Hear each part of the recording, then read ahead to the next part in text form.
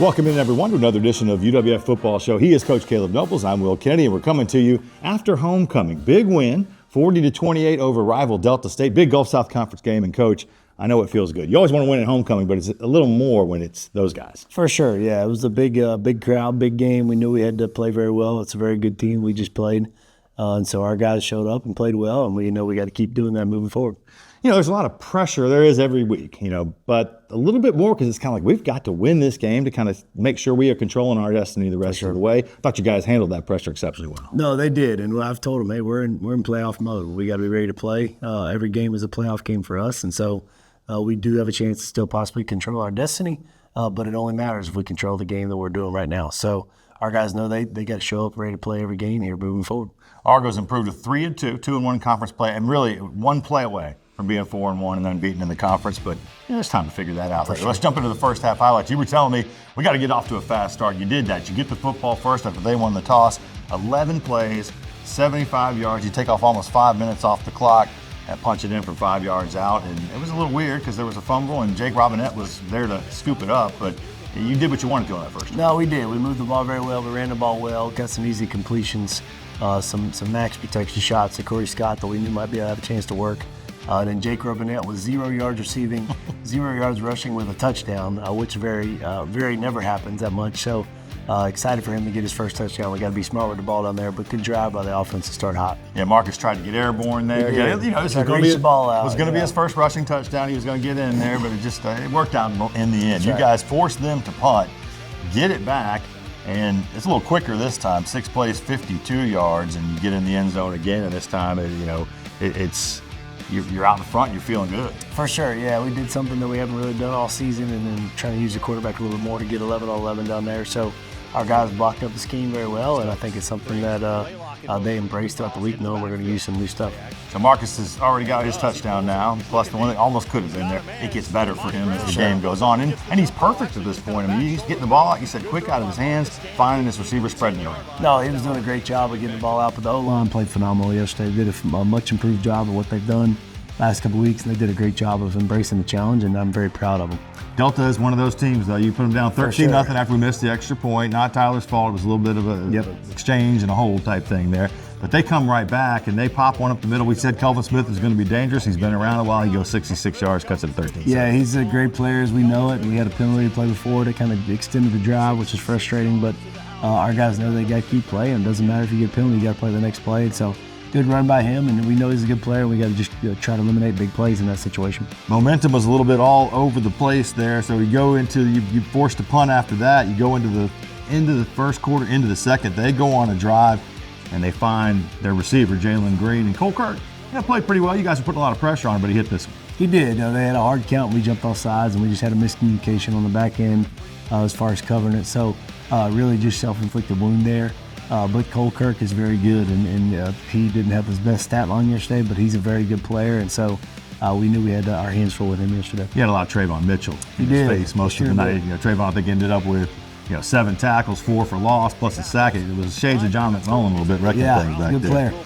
You guys turned it over on downs, then forced them to punt. Then we're getting into late in the first half a little bit there. You get another drive, 11 plays, 80 yards this time. 5:42 off the clock, and it's Marcus Stokes gets in there 4 yards out.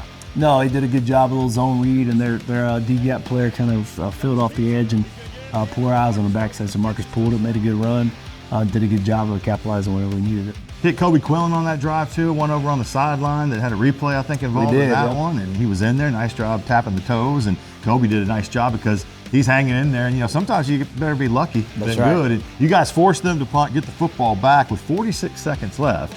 2 plays, 58 yards on the touchdown, off the defender's fingertips, and it's right to Kobe's arms, and we had the locker room up big at this point, 27-14. No, really, Walker Robinson made a big play on 3rd down to get the guy to bounds so the clock would stop running, and then having a chance to hit Kobe twice on big plays. Phenomenal focus by him to be able to catch the football and go score a touchdown right for half. You're coming off the field, Izzy Sanchez, our sideline reporter, was asking you about momentum in the game, and it's never over till those 000s are up there. What did you talk to him about at halftime? Because it's 27-14, but we've already seen they can come back quick. Yeah, well, we talked about playing together, the same things we talk about every week, but I also told them, hey, we talk about playing a 60-minute game, but that's not just when we're losing, it's when we're winning as well. So we knew we got to play a complete game.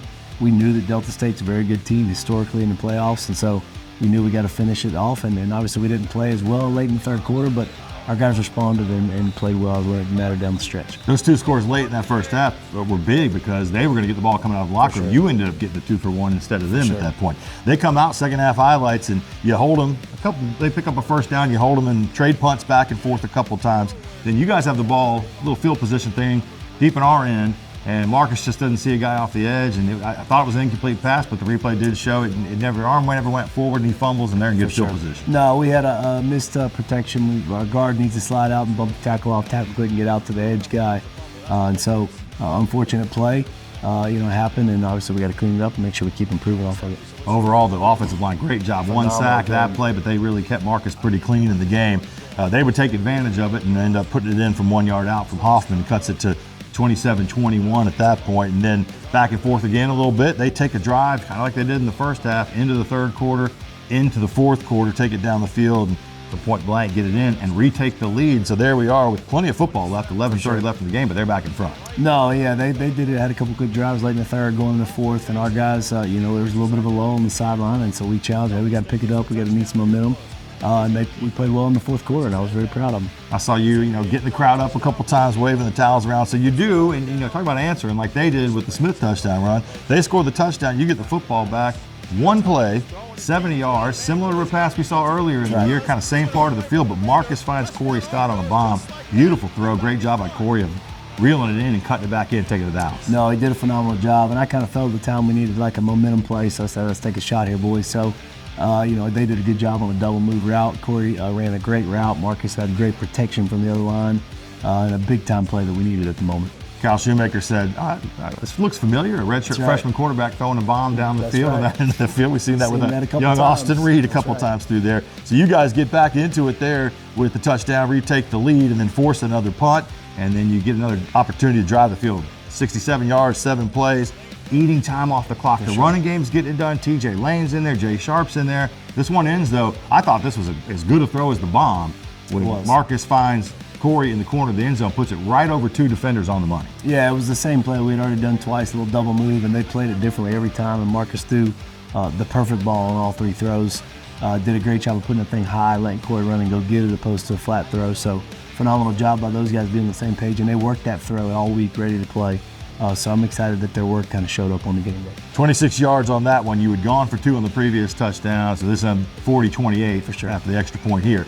Then the defense just really takes over. We talked about Traevon Mitchell. This is where he's in Cole Kirk's face. This is where he's there when the ball's getting handed off to running backs and put people on their back. But you mentioned Walker Robinson, Cody Lowe, Ralph Ortiz. There was a bunch of guys that did a good job last year. For sure. The defense played phenomenal, and I know we gave a couple big plays, but some of us self-inflicted. A lot of things Delta did really good, but our guys played phenomenal, and they played for 4 quarters together. We answered the challenge that mattered the most and ended up getting the win. And offensive line coach Steve Sonja, I know, has been frustrated the last couple of weeks. He enjoyed that last drive. You get it with 5:22 left and eat it all off the clock. Right. And so able to drive down, they hurt themselves with a penalty, but you guys really just dominated and put the game away. And that's a great way to finish up. No, it sure is. We got the ball at 5:22 and be able to run the whole entire clock out and get in a victory formation is the best formation in football. So excited that our guys were able to finish and enjoy a good win. 533 yards of total offense. He doubled them up there. Doubled them up in time of possession, 40 to 20 minutes. So I usually don't, that stat usually doesn't mean a lot, but it did in this game, no doubt about it. I thought DJ Barnes had a good game in there as well, but how about Marcus's line? 17 to 21, 326 yards. He threw for 3, ran 5 times for 52, scored 2. Really could have had a 6 touchdown with that first one that ended up being a fumble. But TJ Lane, 25 carries, 112 yards. Old school runs too, like he was just punishing some defenders.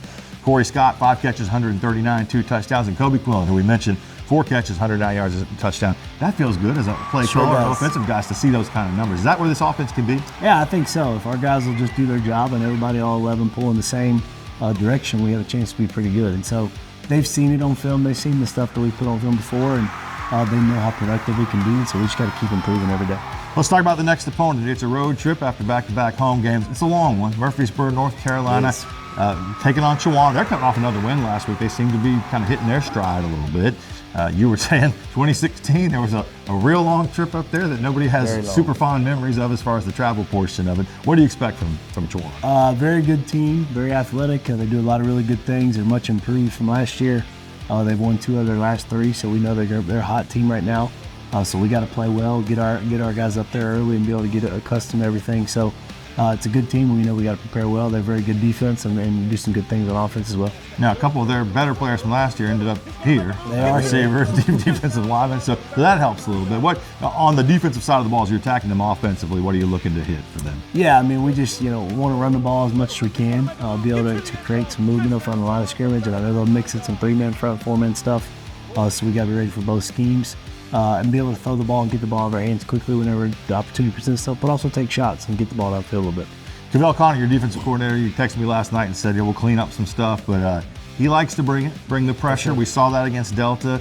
Steady dose of that for Chowan as well. Yeah, it all based on the game plan, Yeah. and obviously I've seen them on offense a little bit because we've played some common opponents already, so there's some things we got to clean up on defense, but play our brand of football, and we feel good about the team on Saturday. Long bus ride. I think it's about 12 hours of just drive time without the stops and everything. It'll be a Saturday game. It's 1 o'clock Eastern time. They're in Eastern time, so noon here in Pensacola. We'll have it on the radio, ESPN Pensacola, for you starting at 11:45 pregame. Flow Sports carries the game. We got watch parties around town. Sammy Barker's on 9 Mile Road, Bubba's 33 on Davis, and Seville Quarter downtown. So, like-minded folks who enjoy Argo football can get together and watch that. And this guy's looking to bring back another win as we move into the second half of the season. 5 games in, 5 games to go. Coach, congratulations. Thank you. We'll see you next week on the UWF Football, and as always, go Argos.